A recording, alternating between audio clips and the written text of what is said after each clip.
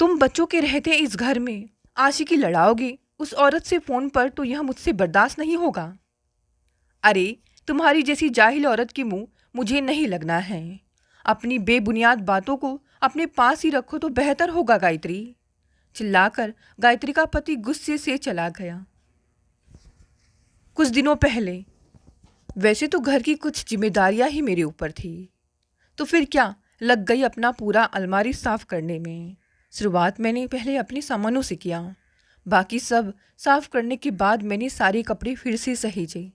एक आखिरी काम बचा था, पौधों की कटाई छटाई करने का, जो कि मैंने बेटे सौरभ को कह दिया, क्योंकि इनको रखने का शौक़ तो उसका बचपन का था। लेकिन कुछ दिनों से ऑफिस के अधिक वर्कलोड की वजह से वो इनसे दूर रहा। परिणाम सब मुरझा गए थे। सौरभ पौधों की कटाई छटाई कर ही रहा था कि अचानक उसका दोस्त सुमित आ गया। अरे, तू कैसे इस गरीब के घर यहाँ आ गया? अरे अरे सौरभ, तुम और तुम्हारी बातें। अच्छा, यह बताने आया हूँ कि अगले हफ्ते मेरी मॉम डैड की शादी की वर्षगांठ की दावत है। उसी का निमंत्रण लेकर आया हूँ। यहीं बैठे या अंदर चलें? सौरभ ने पूछा। अरे, बैठने का समय नहीं है, कई जगह जाना है अभी। बहुत बड़ी दावत है क्या? हाँ, सब रिश्तेदार, मॉम डैड के सभी जान पहचान वाले और हम सब बहन भाइयों के दोस्त आ रहे हैं। सुमित उत्साह से बोला।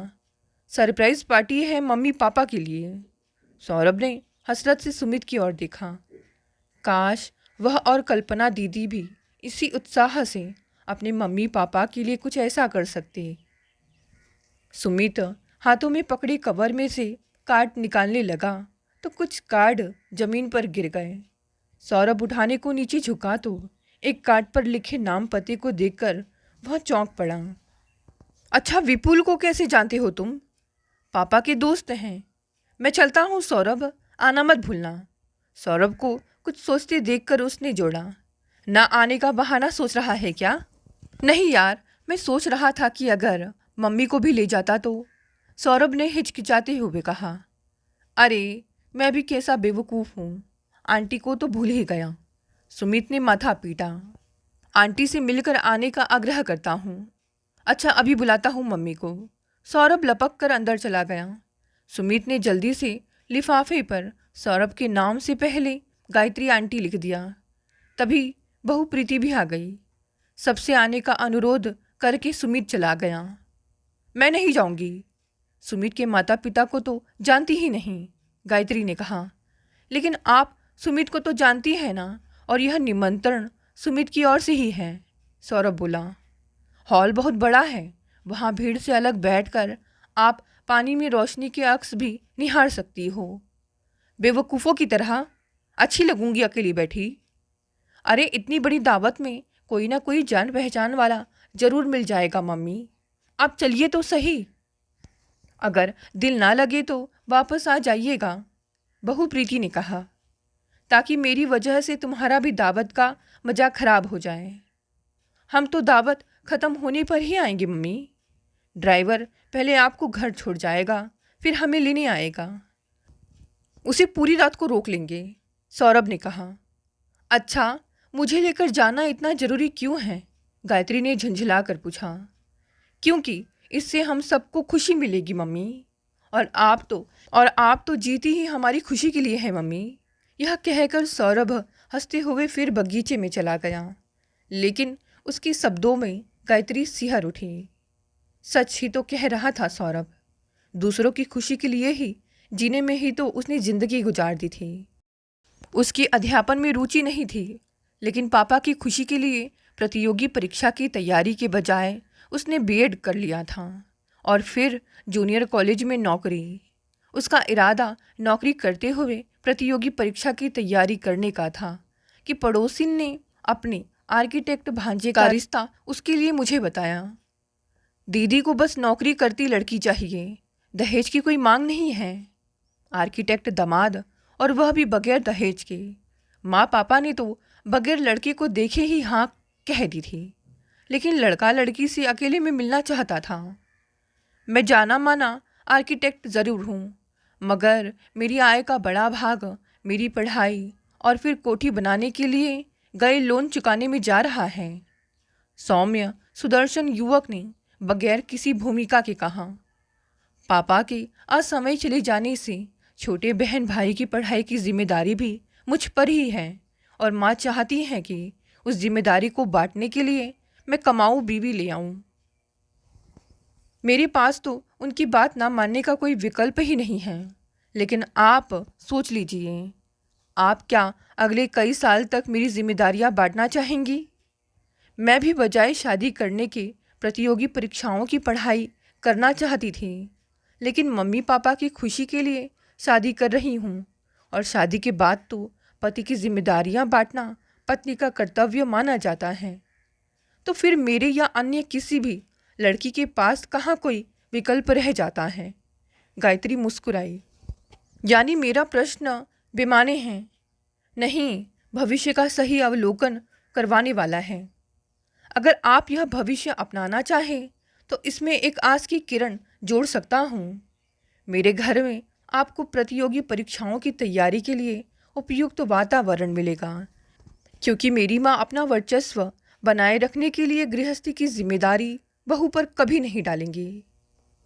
कॉलेज से लौटकर रसोई में खटने के बजाय आप भी अपनी ननंद रीना और देवर राहुल की तरह पढ़ाई कर सकती हैं।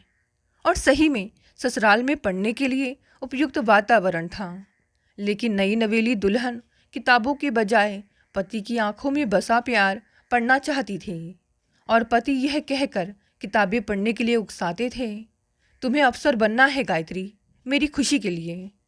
पति की खुशी की खातिर कल्पना और सौरभ की मां बनने के बावजूद गायत्री राजस्व विभाग में उच्चाधिकारी बन गई थी, लेकिन पति के संग उन्मुक्त जीवन जी सकती इससे पहले ही पति को सऊदी की एक कंपनी में तगड़ी तनख्वाह वाली नौकरी मिल गई। तब गायत्री ने प्रतिवाद किया, अब तो मुझे भी अच्छी तनख्वाह मिल रही है। कुछ महीने के बाद राहुल भी पढ़ाई खत्म होने पर नौकरी करने लगेगा, तो क्या ज़रूरत है तुम अकेले परदेश में रहकर खटने की? बहुत ज़रूरत है गायत्री।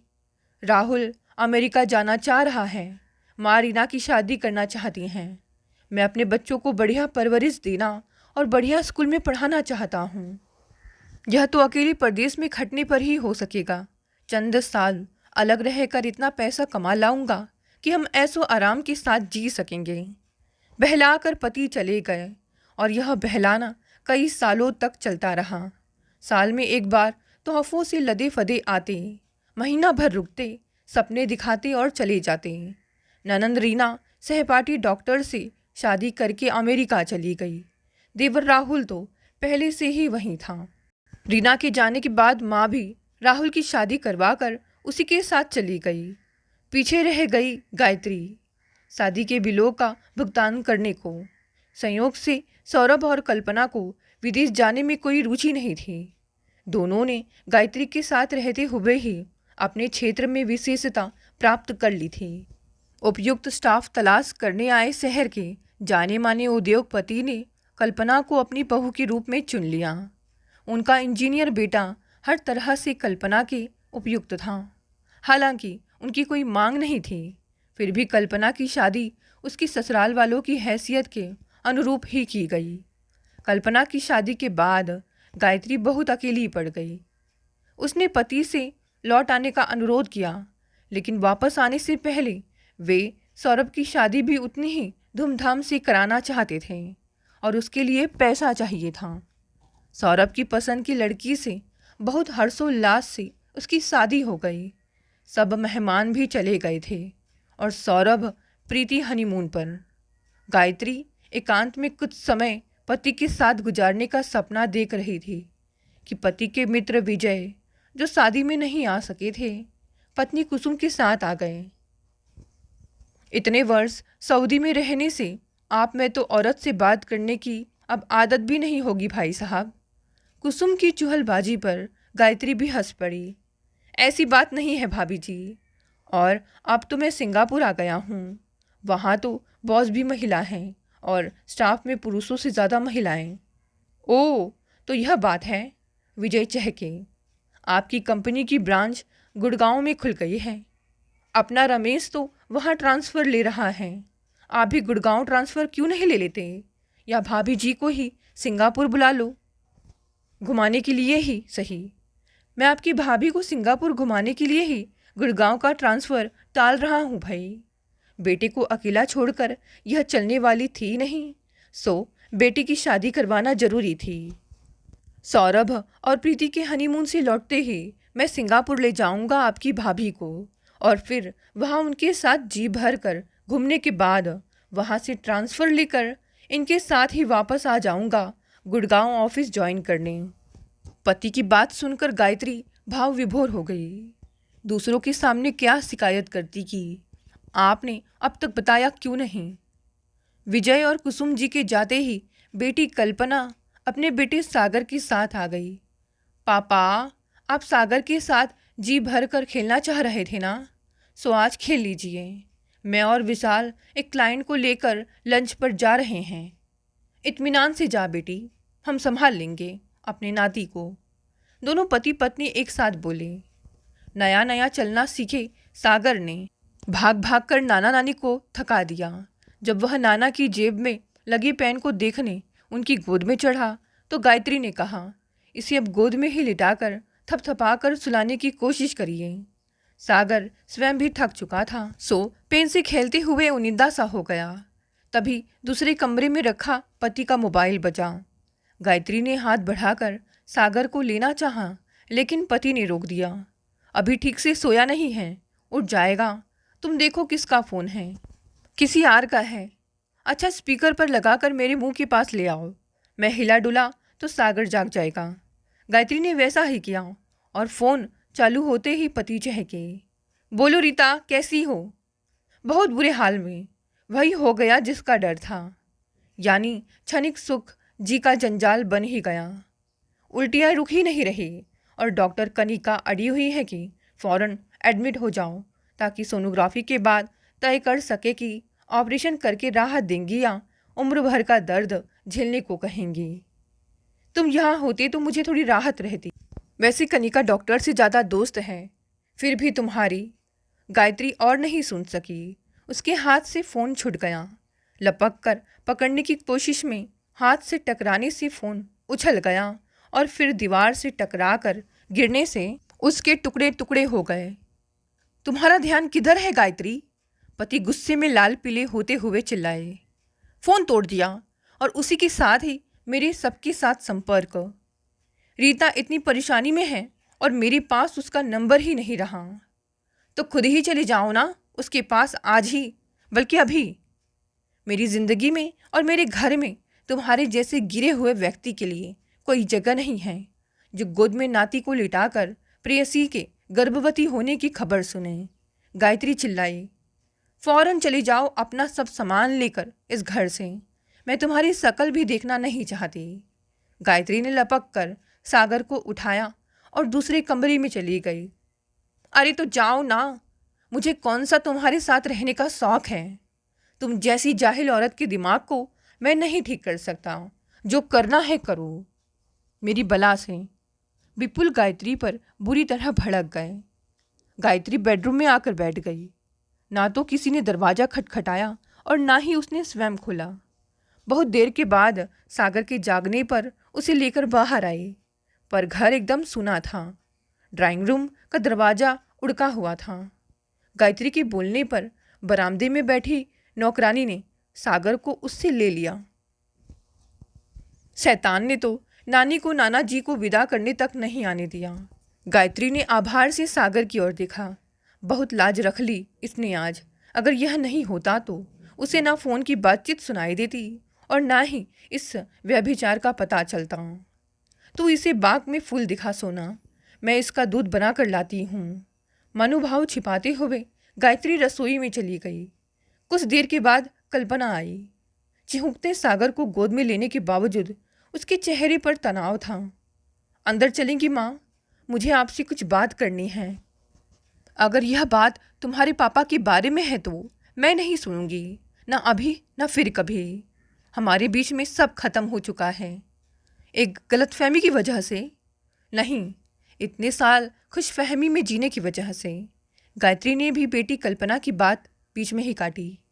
बच्चे कितने भी बड़े क्यों ना हो जाएं, इतने बड़े कभी नहीं होते कि माँ बाप की जीवन की बात करें। बेहतर है तुम सागर को लेकर घर चली जाओ। मैं आज रात यहीं रुक रही हूँ। रुकने से फ़ायदा?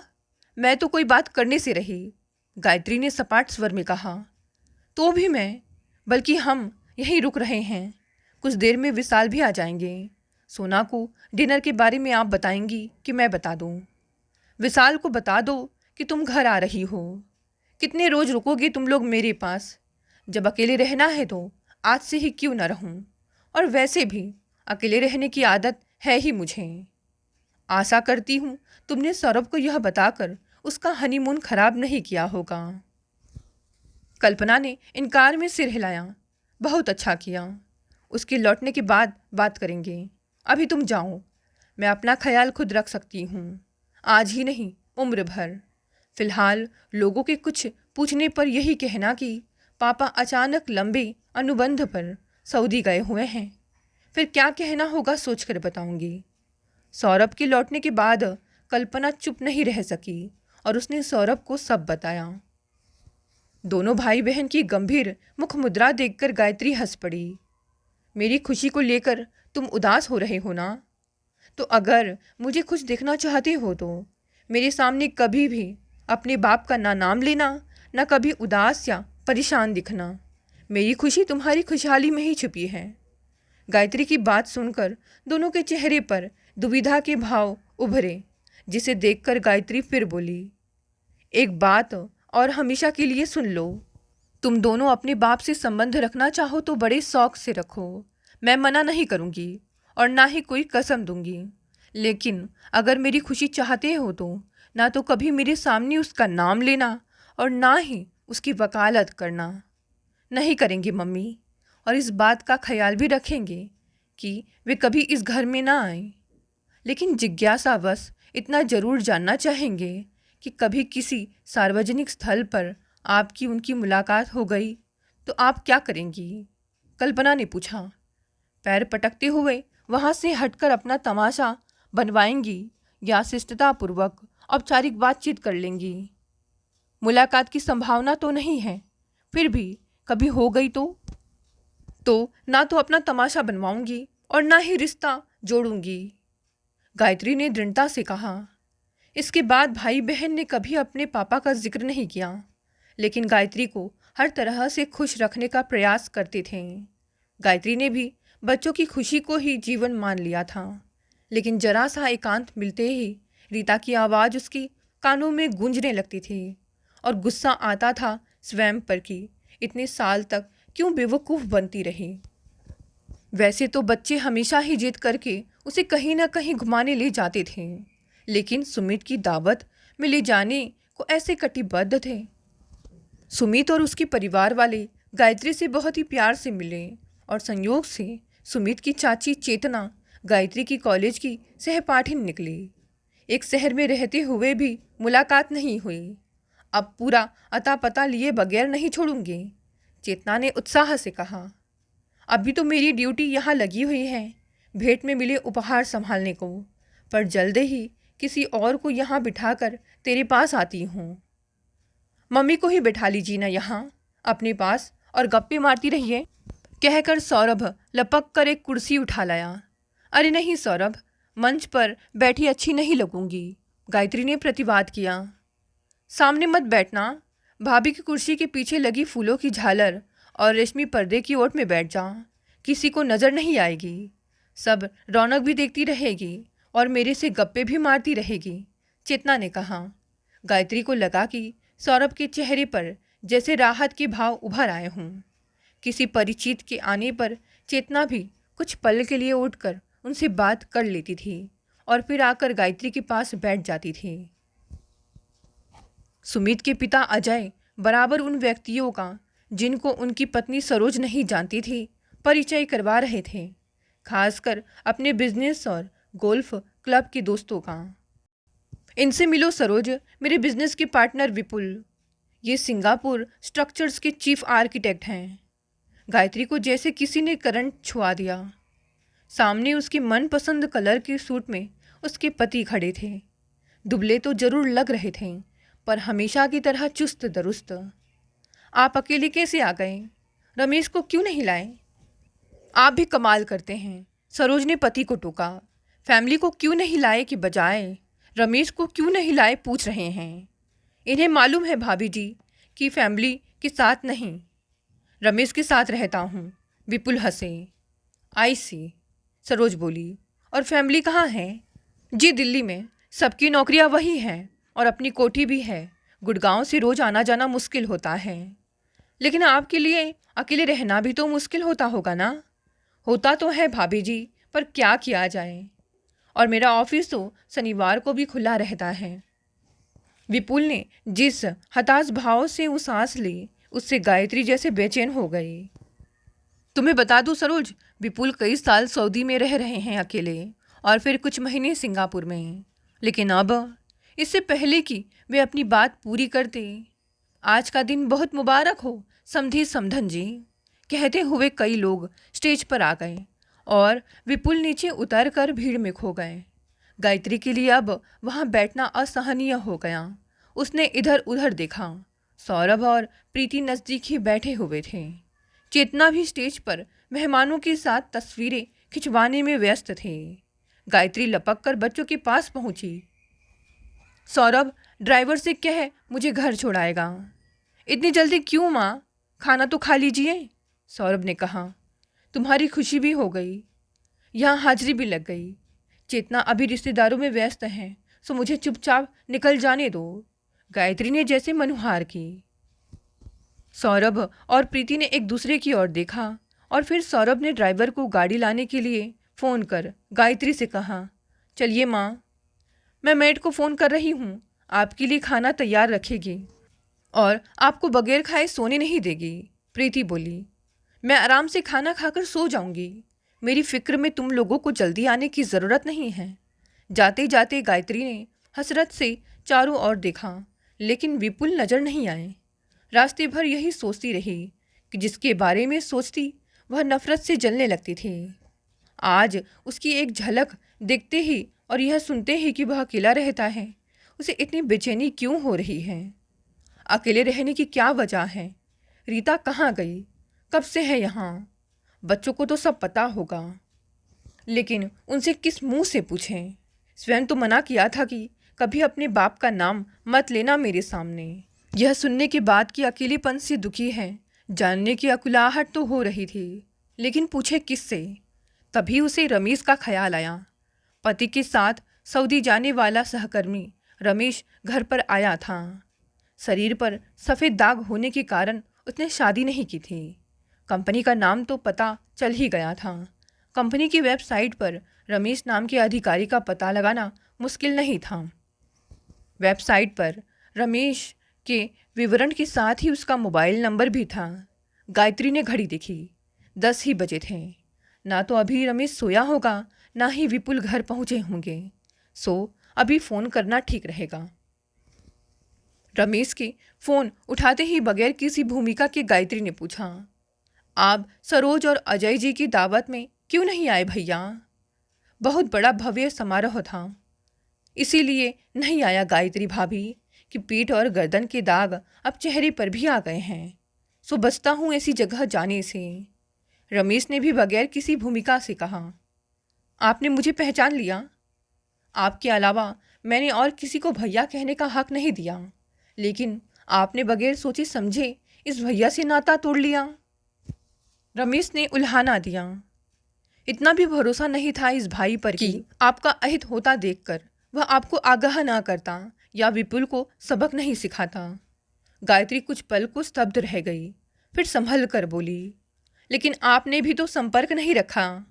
आप मुझसे मिलने या बात करने को तैयार होती तब ना? रमेश ने पूछा। विपुल और बच्चों को उम्मीद थी कि सच एक ना एक दिन जरूर सामने आएगा और तब आप उनसे स्वयं ही संपर्क करेंगी। अगर पहले मिल लिया तो यह संभावना खत्म हो जाएगी। सच क्या है रमेश भैया? गायत्री के स्वर में ज़्यादा खिसियाहट थी। जो आपने सुना वह सच था, लेकिन जो समझा वह सच नहीं था। रीता गर्भवती नहीं थी, उसके लीवर में सिस्ट थी, जो या तो ऑपरेशन करवा कर या गरिष्ठ भोजन और शराब के परहेज करने पर दवा से ठीक हो सकती थी। लेकिन यह रीता है कौन? सिंगापुर के ऑफिस में एमडी की सेक्रेटरी या कहिए राइट हैंड गर्ल थी, यानी एमडी और अन्य कर्मचारियों के बीच की कड़ी। जब मैं और विपुल सिंगापुर पहुँचे उस समय रीता वहाँ अकेली भारतीय महिला थी। चूँकि अन्य लोगों की तरह हम उसकी खुशामद नहीं करते थे। जल्द ही वह हमसे घुल मिल गई और हम भी उससे छोटी बहन का सा स्नेह करने लगे।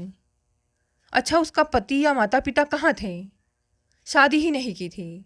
माँ तो नहीं मगर पिता थे, लेकिन वे बेटे के पास, शायद मैक्सिको में। ऑपरेशन के बाद देखभाल कौन करेगा, यह सोचकर वह ऑपरेशन नहीं करवा रही थी, लेकिन बदपरहेजी किए बगैर नहीं रहती थी। विपुल उस पर कड़ी नज़र रखता था और कहता था कि थोड़ा सब्र कर, गायत्री के यहाँ आते ही तेरा ऑपरेशन करवा देंगे, फिर तू जो चाहे खाया करना। मुझे यह सब क्यों नहीं बताया? जब सिंगापुर की पोस्टिंग है इंस्पेक्शन टूर कहकर सरप्राइज रखी गई तो यह सब कैसे बताता? सौरभ की शादी का हो हल्ला खत्म होने के बाद बताने का इरादा था, लेकिन उससे पहले ही रीता ने एक पार्टी में जीभ के स्वाद में बेहद बदपरहेजी करी और अस्पताल पहुंच गई। रमेश ने सांस ली। विपुल के साथ रीता के परिवार वाले भी वहां पहुंच गए थे और उसका ऑपरेशन कर दिया गया था, लेकिन उसे बचाया नहीं जा सका। मेरा तब तक यहाँ ट्रांसफ़र हो गया था तो मैं उससे ज़्यादा कुछ नहीं जानता। आपके दोस्त यहाँ कब आए? बच्चों के कहने पर चंद महीनों में ही यहाँ की पोस्टिंग ले ली थी। कल्पना और प्रीति के स्नेह योग से गृहस्थी सुचारू रूप से चल रही थी। बच्चे बहुत ख्याल रखते हैं, लेकिन आपकी जगह तो नहीं ले सकते। मेरी जगह आपके दोस्त किसी को दे ही नहीं सकते। यह बात मुझ मंदमती की समझ में पहले क्यों नहीं आई भैया? गायत्री की आवाज़ में एक सिसकी थी।